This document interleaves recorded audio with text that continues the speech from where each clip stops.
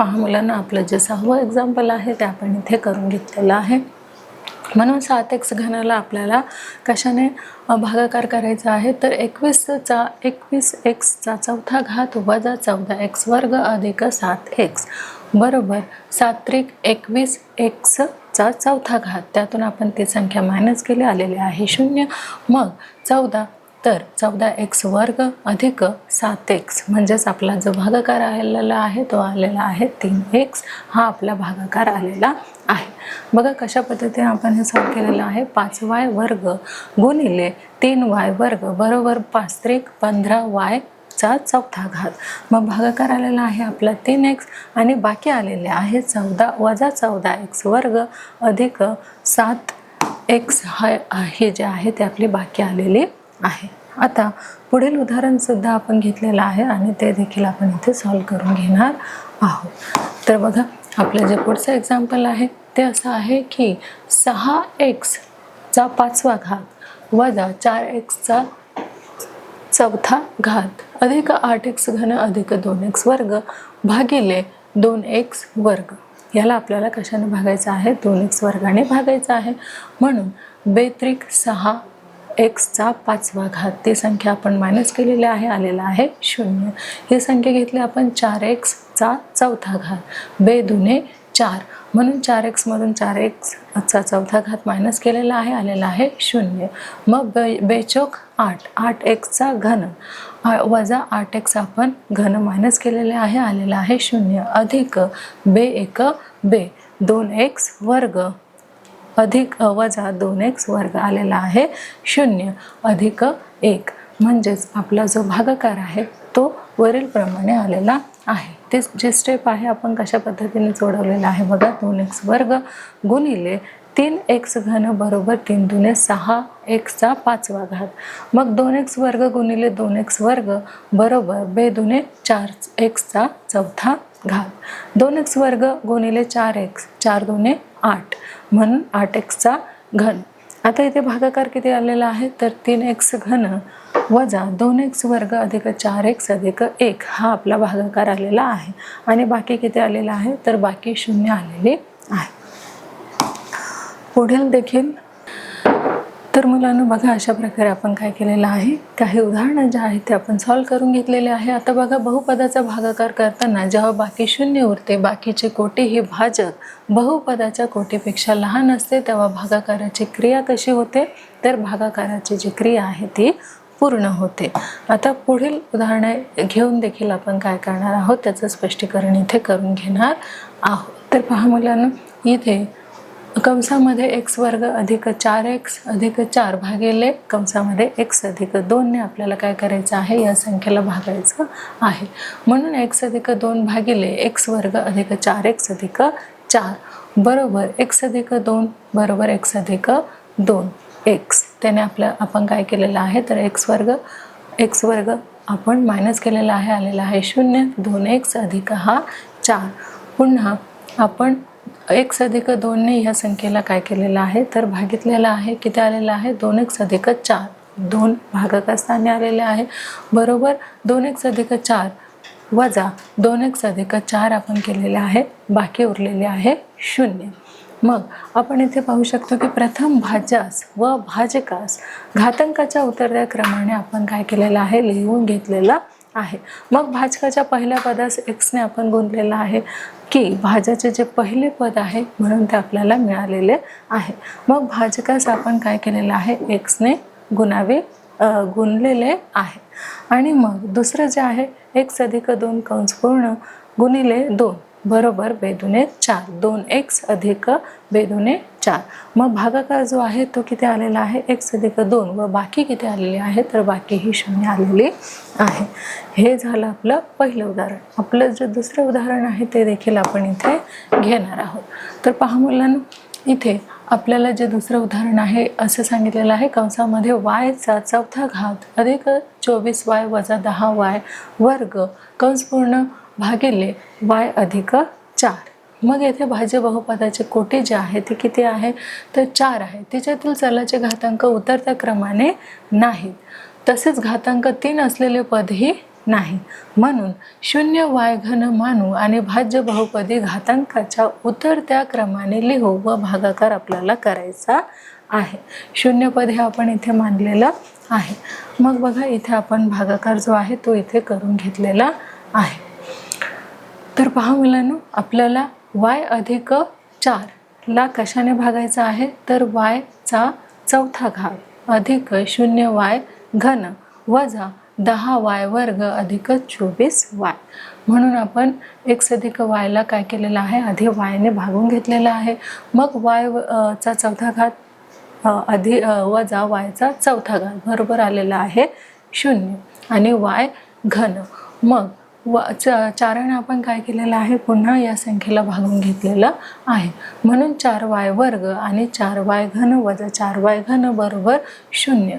मग इथे या संख्येला आपण इथे भागून घेतलेलं आहे. 10y वर्ग वजा 16y वर्ग बरोबर आलेला आहे 6y वर्ग 6y. म्हणून ही संख्या आपण इथे घेतलेली आहे अधिक 24y. 6y वर्ग अधिक 24y बरोबर उरलेले आहे 0. मग आपण हे बघा कसं केलेलं आहे की स्पष्टीकरण याचं सांगताना आपण y अधिक 4 गुणिले y घन बरोबर y चा चौथा घात अधिक 4y घन अशा पद्धतीने आपण हे जे एक्झाम्पल आहे ते सॉल्व केलेलं आहे. y अधिक 4 गुणिले वजा 4y वर्ग बरोबर वजा 4y वर्ग वजा 16y वर्ग. मग जे तिसरी स्टेप आहे ते आपण करून घेतलेले आहे. कंसामध्ये y अधिक 4 गुणिले 6y बरोबर 6y वर्ग अधिक 24y. मग भागाकार जो आहे तो आपला आलेला आहे y घन वजा 4y वर्ग अधिक 6y. मग बाकी किती आलेले आहे, तर आपली बाकी 0 आलेली आहे. तर पुढील देखील काही एक्झाम्पल आहे ते आपण इथे पाहणार आहोत. तर इथे आपण पाहू शकतो मुलांना की जे पुढचं एक्झाम्पल आहे ते देखील आपण इथे सॉल्व करून घेतलेलं आहे. बघा, जे तिसरं एक्झाम्पल आहे ते आपण इथे सॉल्व केलेलं आहे की आपल्याला x वर्ग वजा 1 ने कशाला भागायचं आहे, तर 6x चा चौथा घात अधिक 5x घन अधिक 3x वर्ग अधिक 5x वजा 9 ला आपल्याला भागायचं आहे. म्हणून आपण x वर्गाने आधी पहिल्या पदाने काय केलेलं आहे, भागून घेतलेलं आहे. म्हणून 0 6x चा चौथा घात वजा 6x चा चौथा घात बरोबर 0 आणि 6x वर्ग आलेला आहे. म्हणून x वर्ग वजा 1 बरोबर 5x घन वजा 5x घन बरोबर आलेला आहे 0 5x आणि त्यानंतर x वर्ग वजा 1 बरोबर आलेला आहे 9x वर्ग आणि 9x वर्ग बरोबर आलेला आहे 9x वर्गामधून 9x वर्ग आपण काय केलेलं आहे, मायनस केलेलं आहे. ही संख्या जी आहे ते आपण लिहून घेतलेली आहे. मग 5 आणि 5 बरोबर 10x वजा 9 आपण घेतलेले आहे. मग 9x वर्गामधून 9x वर्ग काय केलेला आहे आपण, तर मायनस केलेला आहे, आलेला आहे 0 म्हणून आलेला आहे 9 आणि 10x वजा 9तून 9 गेले 0 म्हणून बाकी जे आलेले आहे ते आलेले आहे 0 अधिक 10x अधिक 0.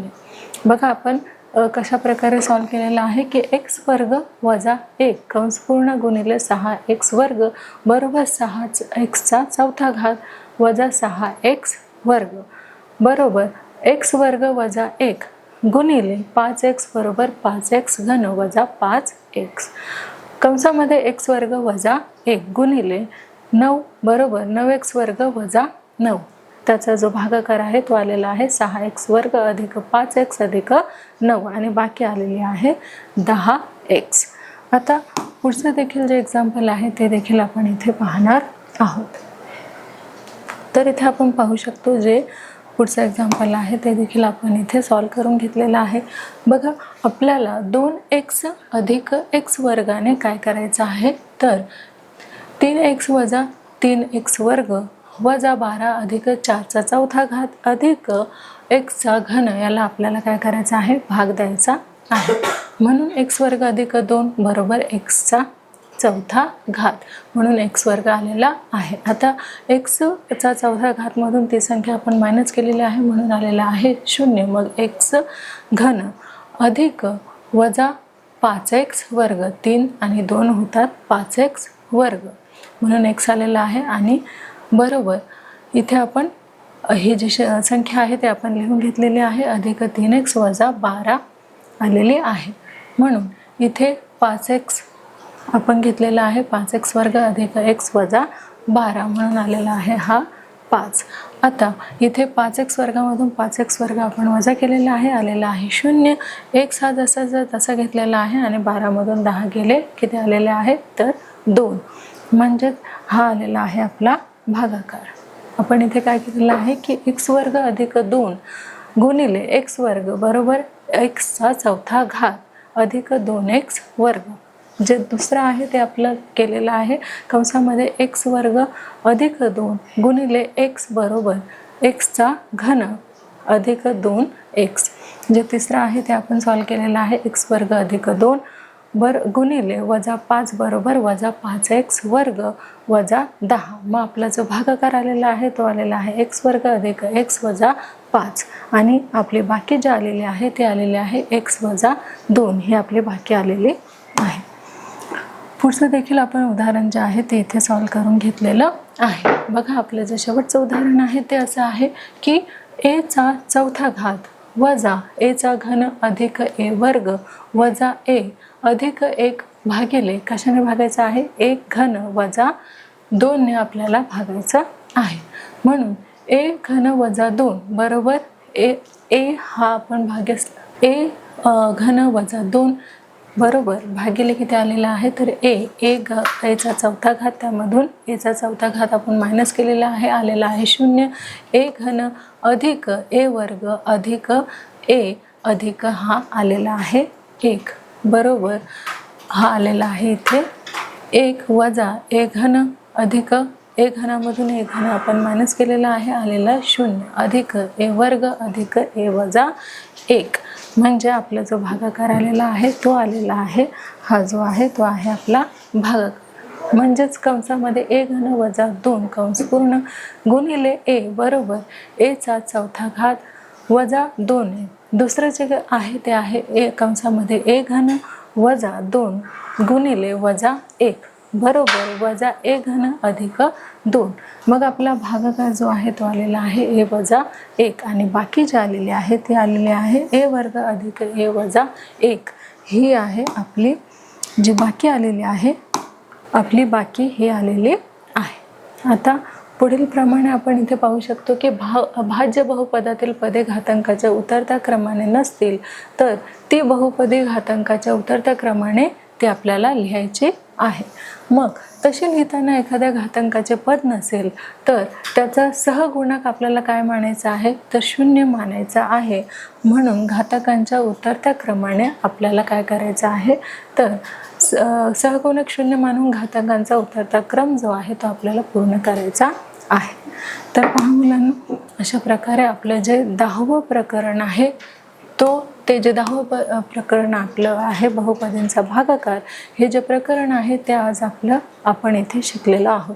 आणि या प्रकरणामध्ये आपण काय शिकलेलो आहोत बघा तर एकपदीला एकपदीने बहुपदीला एकपदीने तसेच द्विपदीने कसे भागतात हे देखील आपण या पाठामध्ये शिकलेलो आहोत. तर पहा मुलांनो या पाठामध्ये आपण बहुपदीचा जो भागाकार आहे तो या पाठामध्ये काही उदाहरणे घेऊन जे आहे ते सोडवलेले आहेत. म्हणजेच एकपदीला एकपदीने देखील आपण भागितलेले आहे.